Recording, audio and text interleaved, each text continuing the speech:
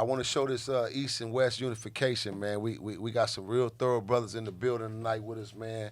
From Brooklyn, Bronx, Harlem, ATL, Atlanta, man. So we all around the board, man. The West Coast, Cali. So you cats out there don't never get it misconstrued, man, that there's no East Coast and West Coast or Midwest. These dudes. It's only you busters, you suckers out there, man, who don't want to see the unification amongst real men and see real men get real money, as y'all call it, the bags, but I call it lucrative capital, man. It's a big difference, man. Your black card, it's a big difference. Like nephew said, we about to go into digital currency, so your bags ain't gonna make a damn difference, man, in a minute, man. You better get your card bag up, nigga. But I'm gonna let him introduce himself, man. This is my guy all the way from Harlem, man, from that East Coast, man. Peace. What's up, world? This is Cavario H, a.k.a. the Mind Plug, a.k.a. Cavario the Consigliere.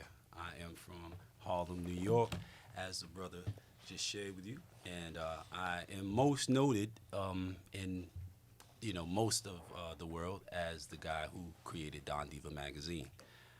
If you're not familiar with Don.DIVA magazine, Don.DIVA magazine is where the American Gangster BET series got all of its content from. So all of the stories that you saw on that series, especially in its first season, all came directly from my publication. And they are the stories of the most infamous, the most notorious, the most, outrageous cats that have been in the street game since the 70s on up. So that's everybody from Frank Matthews to Big Meech.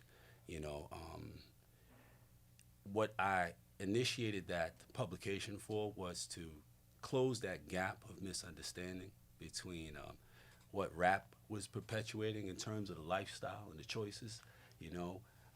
They showed a lot of the things that do happen and are participated in by people in the street, but it ain't the totality of it, because we damn sure don't spend our days all day smoking weed and getting high and running after girls and riding around in fancy cars. At some point, somebody got to get the street and get to the bag and take care of the money and the business, and all that to be facilitated, right? And there's a lot that come along with that. And none of that is being conveyed through the medium hip-hop. It's just all of the party and the good shit, and that's what's making a lot of people make the decision to get into life, because that's what they think they're choosing. So Don.DIVA was created to bridge the gap between that hype and the reality of the lifestyle. So is it safe to say that, based on that, it shows the good and the bad of it? It shows both sides. The truth of it. As opposed to the media, like you said, just glorified. Right. Oh, you be this way, you're going to get this, you're going to gain this, when that's not the way. That's bullshit, because we know this shit is all a hustle, it's a grind. You don't get this shit overnight, man. No. When you were saying earlier about having to really go down the line to be included in that opportunity, in that organization, like having to go through something, even having to anticipate that, because you're going to see somebody go down the line before you go down the line. Exactly. Right? And you're going to see cats really get knuckled up for real, right? And even that right there it's a test of your steel. Man. It's a test of your steel. You say, big-ass dudes is really trying to knock my head off. Because, mind you, you got a decision you can make. You can say, oh, no, I'm falling back, and get up out of there right then and there. And from that point on, you can't become that unless you take that initiative. So you can fall back. But like you say, you got a couple of cats that's already ahead of me who to win in. I can't turn back now, because if this fool win, I know I got it then. Right. So, but you knew something was required of you. Man, you couldn't because I just seen wake it up one day and say, I can afford to buy a couple of red outfits. Right. That's crazy you say that though, right? Because that's the era we in right now, H. Yeah, exactly, man. You know what I mean? So things like that, the fact that existed, they don't know that, because in these very elaborate and dramatic cinematic portrayals through their rap lyrics of the lifestyle, they don't talk about that. Why? Because, well, that's not sexy. Oh, no, it's not sexy. Right. It's not sexy, so we're not going to talk about that. But that's what you should be talking about when you're exposing these types of these potentials, these choices to people. You're exposing them to people who would, in most instances, have no idea about what's happening in the spaces that we come from. They had no. If you wasn't there, pre internet, you had no idea what was going on. Right. You didn't So- know that world existed, except through rap. So based on that, then, what is your opinion, coming from the East Coast, born and breeding from there, what is your opinion about the adaptation of the West Coast gang mentality flourishing in the East? Because I, like I always said, when I speak, I talk about a lot of cats catch complexes about it, man, you know, from the coast because they're new breed and they weren't there, so they don't know the history. But the old heads know, man, OGs know. It was at times, East Coast is just like Chicago to me. East Coast manufactured turned out gangsters. And like I try to explain to cats, it's a differential. See, I was once a gang member to become a gang banger, which is full active duty. See, when I was a gang member, that's us in the hood. It's our hood. We from this hood. We members. But to become that gang banger, we had to actually go put the work in. You got to get down with the get down. You got to be with the bullshit. So I became a gang banger. That's why I got initiated. Now it came a time where my big homie snatched me, recruited me, put me on a hustling tip. So now from hustling takes you into that gangster phase because gangsterism is an organization. It's totally different from being a blood and a crip. Although we have structure and we organize. This man, I love this. You understand what I'm saying? But Yes. New York, Chicago, New Orleans, cities like that in the 30s, the 40s, in the Great Depression, and we was coming up with, you know, the alcohol days, you know, the extortion. New York produced gangsters, bro. That's right. So a lot of New York cats try to argue me, we gang baby. No, you niggas had gangsters in New York. I'm giving you your props. Chicago shy, gangsters. Not gang bangers or gang members, gangsters. The West Coast, we were the birth. And no matter how you try to look at it, no coast, you can't take that.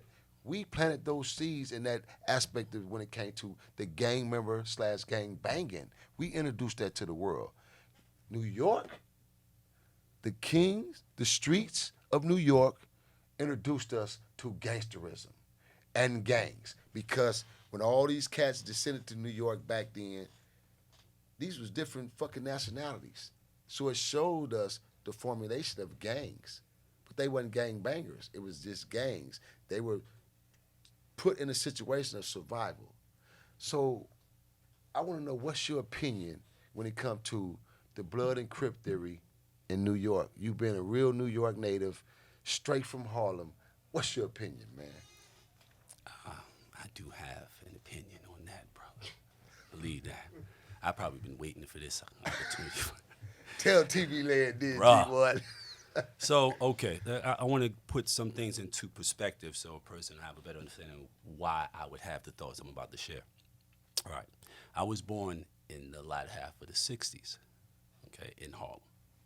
So there was a first generation right before me. My mother was second generation in Harlem, right? My grandma moved there from the South, from Charlotte.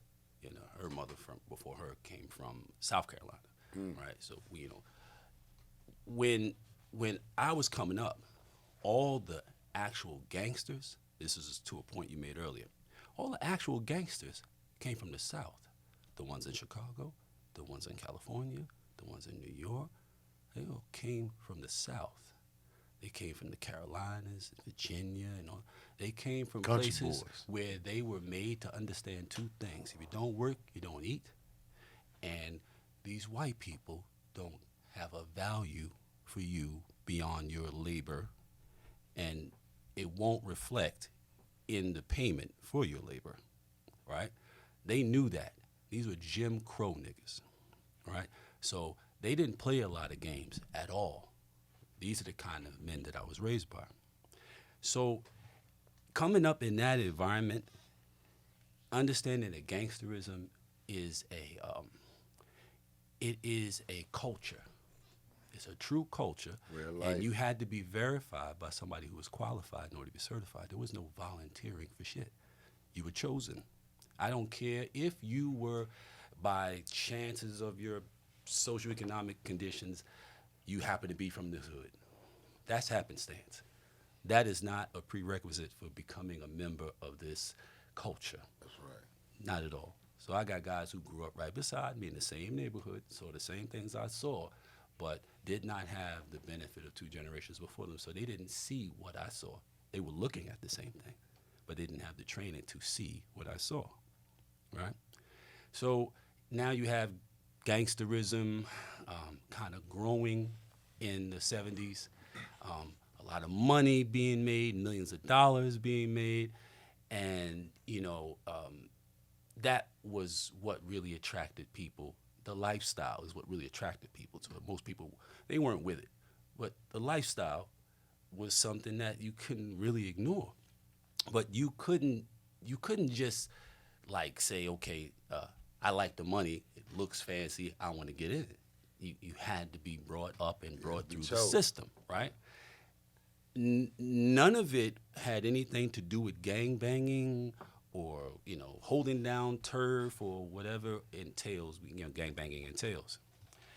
There was no remnants, no sign of none of that. We had gangs, like Cliques. hood cliques and shit like that, whatever. But we wasn't no gang banging, Bloods, Crips. There wasn't even a concept over there. The first time I saw colors, I was like in disbelief that people were going to these extremes for, as it was conveyed through the movie, the simple fact of a difference in the color preference. I couldn't understand. I was like, that ain't real. I refuse to believe it was real. That's how far removed it was from our side. And I'm deep in the lifestyle, gangsterism. I have no concept of gang banging whatsoever. So when they're showing me this reality, I'm literally like, that ain't real. This bullshit. That ain't real. Ain't nobody going all of that because you red and I'm blue. Whoa. I didn't believe it because I had no point of reference for nothing like that. There was one color that drove us. You already know. It's green. That's it. That's it. Right? So when the gang thing first started, and little homie, Mac, like OG Mac, they call him. Yeah. I know. Right? We talked.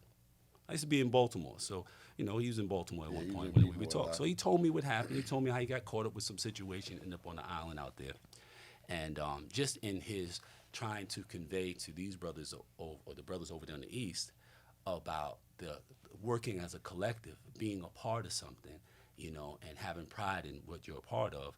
And in the context of being in Rikers Island, one of the most brutal and violent goddamn penitentiaries in the country, it was like, this makes sense as it relates to survival.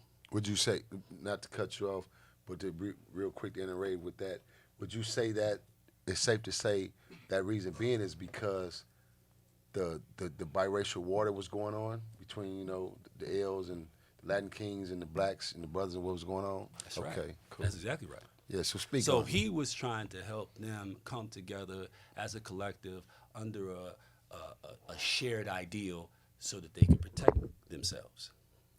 That's what that was intended to be. You said earlier about how Raymond and them did not foresee, because they did not understand how socialization works. They did not understand how influence can easily take on a life of its own. They didn't understand that because they didn't have if you get the most basic of educations, you will be exposed to how movements throughout history had come about, how the French Revolution came about and what kind of change it brought about in society. You'd know that. If they had any of that, they would have known this could potentially turn to that. But we don't know that. We don't know that. The big difference between, right quick, I know y'all gonna edit, but the big difference with that, with Raymond and Tookie, is what they started, they didn't have enough time to create, because the beginning was to just protect the hood. Right. We was walking the hood doing us. That's what it was. It wasn't about the Bloods and Crip thing. You know what I'm saying? They was protecting their hood because you still, back in the days, you had the white boys on something, so all the brothers got together to protect each other. Raymond Washington left too early. He was killed. He was too 18, early. yeah. And then, in the same token, Tookie was in prison too early and never came home. So the vision they had was cut short. Cut short, exactly. As You make a is damn always good the point case. there. Yeah, But so reason being of that, that's because, again, the masses of being behind us. You know what I'm saying? Just like J. Edgar Hoover is that power, they see the vision, but we didn't. Well, a lot of people. That's because they have the understanding of how things like the Exactly. So revolution, that's the why French they Revolution shut and all that shit stuff came down. Yeah, They a know lot of how- people they don't know how these understand. things Like, grow. like Huey Newton and all of them, we had the same things in our neighborhood. We had the police bring black men in the neighborhoods as infiltrators Oh yeah. to see what the fuck was going Oh, yeah, on, and for then sure. cats was getting put in prison for shit they didn't do. All the heads, they let the head grow, and then they was cutting it off back then. That's what our generation knew. This generation and the generation after mine, they don't know that. They don't know that. They don't know that. So this is why we have situations, and this is why we are the way we are today, because of them not knowing. It's not taught in school, and we don't have the big homies no more Like you to was saying teach it, earlier. because you got the majority of the big homies either on drugs or in prison. So you don't have that. And then you have those such like us disappeared for a moment and not in the hood passing out a pamphlet saying what the hood was all about, and this is right. this. So that was Don.DIVA for my it all faded away. It all faded away. So we lost that. You know what I'm saying? And y'all saying some good shit here. That's why I said myself that that's what I said this on your show, a segment we were talking about the breakdown of our communication amongst us and the YGs. Like we need to get back to that level where, you know, we can talk to one another, where they would understand us, and then we better have an adaptation of understanding them. Because right now, it's like this. It's a path just bust wide open. It's like, as an OG, it's like, man, I don't fuck with them young niggas, man. They wild, they out of control. And for me, I know I'm going to go there. If I had to check one of them, I'm going to go there. So that's how a lot of older dudes, old heads feel that way, so they don't get involved. For us, we didn't feel that way with our big homies. First of all, we knew a lot of our big homies would whoop our ass. Even though we'll fight, but that's the big homie. Them niggas got squabbles, major squabbles. That's right. So we respected it. It wasn't about being scared. It was protocol, bro. That's right. So we That's followed right. protocol. So unless an individuals understand what that shit mean, I you'll found my never be able to tribe. fix it. You know what I mean? So the thing is, like I say, man, just as a culture, as us as just being black men, let's take it from the gang theory and the gang equation for a minute. Let's just say, as being black men, man, where and when, how do we get back to becoming and recognized as kings? Well, we respect our black women, the black flesh. Black women respect us, because women don't respect these dudes in this era, in this generation. And I'm gonna say this era and this generation, because we didn't grow up where a female called us a bitch. You bitch ass nigga, or hoe ass nigga. We didn't grow up in that era, so I can't. That ain't acceptance to us. All that's come from not having a father, not having that male figure at home, mama. That makes it acceptable. That makes it. No, I ain't saying it's unacceptable. I'm saying these are the reasons why. Okay. You got mama out here acting young as the daughter, twerking at a pool party, which she shouldn't be there. My grandmama and grandfather had 15, 17 kids. However the fuck they did it, this is what we need. And my grandfather went to work every day. Every day. And all his sons went to work and still working right now today. We didn't have that structure. I didn't have a father. So my way of getting it is just the closest thing. Everything outside of my house. And that was the only way to go get it. That was my excuse for doing what I did. Now we got to stop making excuses, because I know where my downfall was. I made an excuse to be violent. I made an excuse to take something from somebody else only because I wanted it. You know what I'm saying? This is what the little cats of art of today need to do. When you Come say, on, tell the truth. I'm going to tell you the truth. So there's I'm no not question saying, where they got it from. When you say you didn't make no excuse, like what I was saying earlier about average cats we talk about because their mama was a drug addict, that's their excuse for doing bad. Your excuse was My excuse was my father, being beat by my father, and the way he did it, I wouldn't accept another man to treat me like that. So instead of him giving that to me, my frustration and me saying, fuck it, I'm going to go out there and do it to another black man. And I gave it to him like that, with no filter. no filter. You know what I'm saying? So Sounds like my own story. yeah, Exactly. you have to. I mean, that was my way of releasing and letting go. But I could have let go of this shit a long time ago. But my reasons for, I kept blaming him. Kept on blaming me. I still blame the motherfucker right now today. But I'm on a different path. Now as a grown man, I understand. That's over with. Now, I don't treat my kids like that dude treated me. I don't treat my grandkids, and I teach. I teach. If you don't understand, you better get the fuck out of here. So that's where it's at now. So that's how we got to get with these young cats out here today. We got to step up, tighten up our shoes, and go in the hood.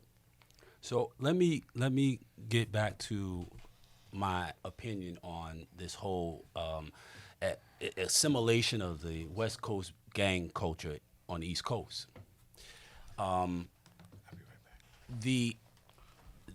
That was the first time that really got introduced to us with colors, right? Before colors, that was not a thing. Nobody had any idea about it over there. And what year era was this? When did colors come out? The 80s. All right. Well, when colors came out, for about 6 months after that, there was some kid sitting on the mailbox at the corner of one end of his block and the light post at the other end of his block with a green rag. These guys got pink. These guys got black. These guys, and that went on for about 6 months until they realized that there's no money to be made. And then it stopped. Oh wow! Hold on. And so you said when they watched colors, instead of them actually adapted to the blue and red, they put their own mix to it with the pink, the green, just flags in general.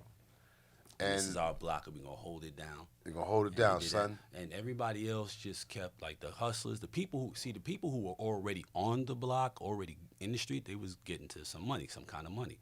These were people who had no access to any of that. They just happened to be people who didn't have enough money not to live in this neighborhood. So this was their way of getting on the street with the means that they had, which were, I live here and I can afford to buy a handkerchief from the corner store. And now I'm out here. I'm not just a fixture in the neighborhood anymore. I'm part of the goings-ons. It lasted for about 6 months until they realized that the people who were out here that they had been watching, they was out here on a purpose. They was getting to some money. And they're not suddenly my peers because I'm standing out here on this corner now. They're not suddenly my peers. They're only tolerating me on this corner because they've known me since I was a little kid. But they figure as long as I'm not trying to sell nothing, I don't know this, but this is the reason they let me stand there because I ain't trying to sell nothing. And on top of that, they're leveraging my free service out here because every time something comes towards the corner and come like it's going to bend in the block and I don't recognize it, I'm saying something. So they've incorporated me into their own security system. Wow. And I'm feeling a little sense of purpose. And that went on for about 6 months until I always realized they wasn't going to get paid for doing it. Yeah, and then they went on about their business. Exactly. It didn't pop back up again until Mac and the whole Rikers Island situation. Right. That's when it popped up. And I'm going to tell you when it really, because it stayed on the island.